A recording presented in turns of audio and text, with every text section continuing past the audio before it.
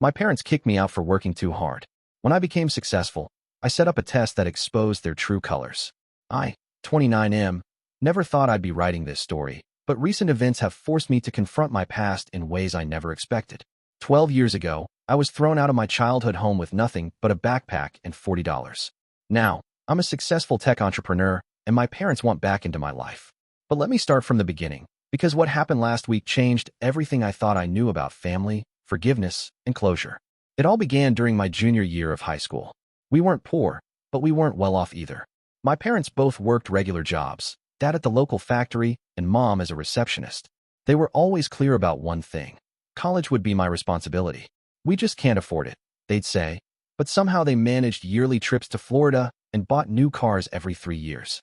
I started looking for work early, knowing I'd need savings for tuition. The local garage needed help after school and on weekends. The owner knew me. I'd spent countless hours hanging around there, learning about cars from the mechanics. When he offered me a job, I jumped at the chance. The pay wasn't great, but it was a start. Here's where things got complicated. The garage often needed help during school hours for big jobs. The owner offered to pay me double for those shifts. It was too good to pass up. I started skipping certain classes, nothing essential, mainly study halls and PE. I maintained my grades, did my homework during lunch breaks, and thought I had it all figured out. Then came the school's automated attendance calls. I'd been deleting them from our landline, but one day, my mom picked up. The system reported 16 absences in 1 month. That evening, I came home to find both parents waiting in the living room, my dad clutching my attendance record like it was evidence in a murder trial.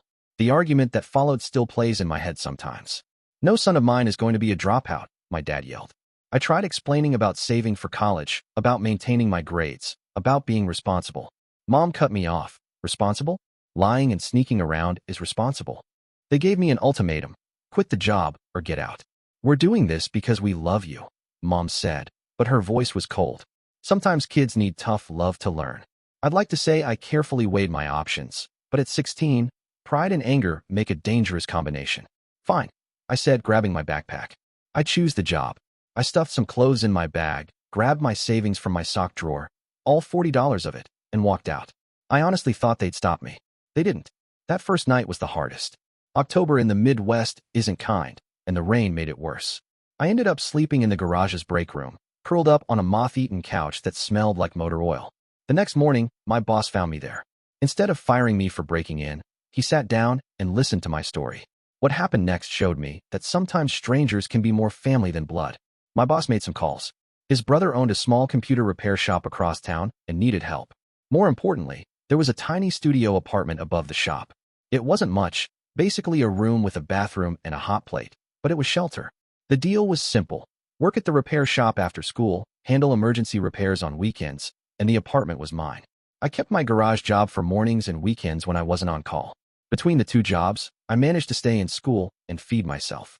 Those first few months were a crash course in adulting. I learned to budget every penny, to cook on a hot plate, to clean and do laundry. I learned which grocery stores put out expired but still good food at night, which churches served free dinners, and how to make a dollar stretch until it screamed. But the most valuable education came from the repair shop. I discovered I had a knack for technology. The owner taught me everything: hardware repair, basic coding, network setup.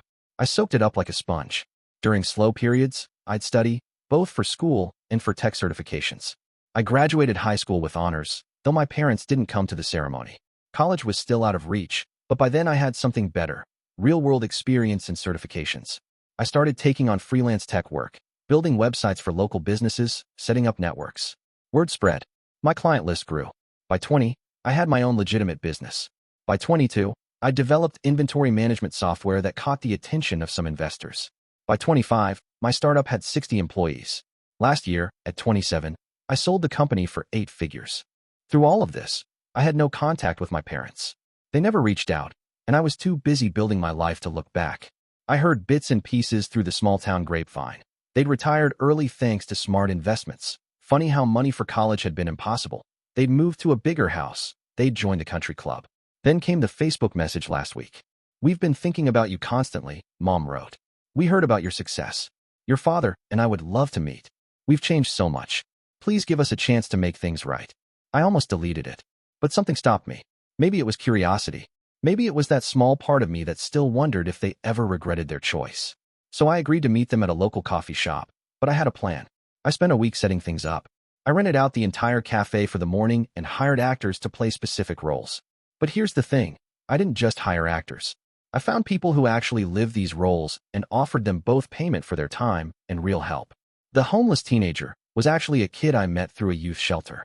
Smart kid, kicked out for being gay. The struggling single mother really was struggling, working 3 jobs to support her kids. The elderly man was a retired teacher who'd lost his pension to a scam. Each of them agreed to play a part, but they weren't just props in my test. They were living examples of how easy it is to need help. I arrived early and watched through the window as my parents pulled up in their new Mercedes.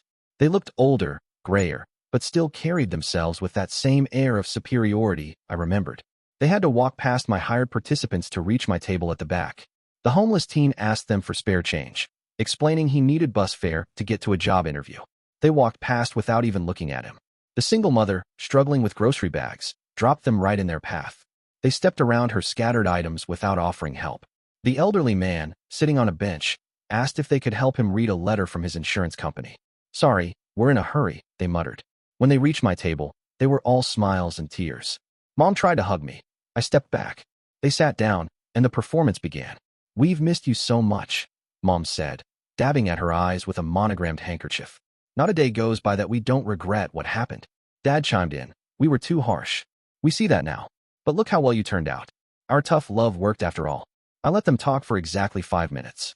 I timed it. Then I asked, "Did you notice anyone who needed help on your way in?" They looked confused. Perfect time to signal my actors to approach our table. One by one, they introduced themselves, not as their characters, but as themselves. The homeless teen shared his story of being kicked out. The single mother talked about working multiple jobs while studying. The elderly man described losing everything he'd worked for. "I created this test," I explained, "because I needed to know if you'd really changed. These people you just ignored? They're all me, 12 years ago. Someone who just needed a little compassion, a little help, a little understanding." Mom started to cry, but Dad got angry. "You set us up. This isn't fair." "Fair?" I laughed. "Was it fair to throw your child out over a job? These people aren't just actors. They're real people who needed help. And just like 12 years ago, you walked right past them." I turned to my mother. "You know what I remember most about that night? Not the rain, not the cold, but the silence. You both stood there in silence as I walked out. No one came looking for me. No one called to check if I was safe. We thought you'd come back," she whispered. "No, you hoped I'd come back broken and submissive. Instead, I built something without you. And that's what really brought you here today. Not love, not regret, but the fact that I succeeded despite you." I stood up, but I wasn't finished. "Here's what's going to happen now. That teenager? I've arranged a fully paid scholarship for him. The single mother? Her kids now have college funds. The elderly man? His pension has been restored through legal aid I've arranged. I'm not telling you this to brag, but to show you something. This is how you help family. This is how you show love. Not through tough love, not through ultimatums, but through actual support." Dad started to speak, but I held up my hand. "I'm not done. I forgive you both. Not because you deserve it, but because holding on to anger takes too much energy. I don't want you in my life, but I don't hate you anymore. You taught me an invaluable lesson. Family isn't about blood. It's about who's there when you need them most." I left them sitting there, but not before paying for their coffee and leaving a generous tip for the real cafe staff. As I walked out, I stopped to help the single mother pick up her groceries, for real this time, and gave the elderly man my card with a promise to help him understand his insurance documents. Over the next week, I received dozens of messages from my parents. They ranged from angry, "You humiliated us," to manipulative, "After all we sacrificed for you," to guilt-tripping, "How can you do this to your own parents?" Each message just confirmed I'd made the right choice. The funny thing is, I'm actually grateful now. Being kicked out taught me more than a comfortable home ever could. I learned resilience, compassion, and the true meaning of family.